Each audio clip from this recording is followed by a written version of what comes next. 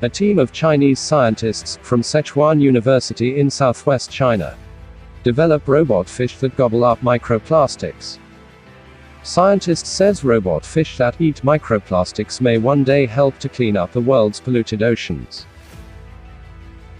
These robots soft to touch, just 1.3 centimeters in size, and sucks up microplastics in shallow water. One of the researchers, Wang Yuyan, said, the team aims to enable them to collect microplastics in deeper water and provide information to analyze marine pollution. The black robot fish is irradiated by a light, helping it to flap its fins and wiggle its body. Scientists can control the fish using the light to avoid it crashing into other fish or ships.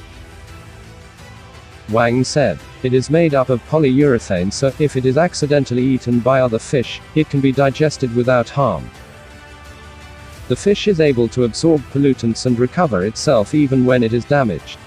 It can swim up to 2.76 body lengths per second, faster than most artificial soft robots.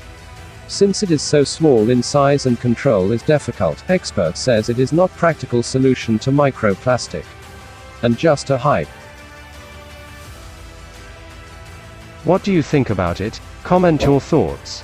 Thank you for watching. Have a good day.